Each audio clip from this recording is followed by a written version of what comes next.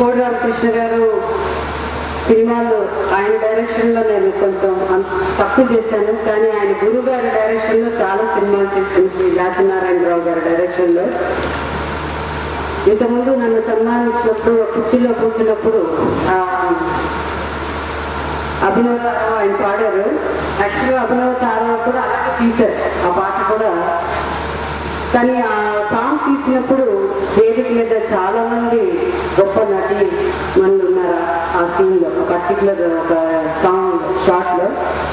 అందులో ఒకరు మహానటి సావిత్రి గారు.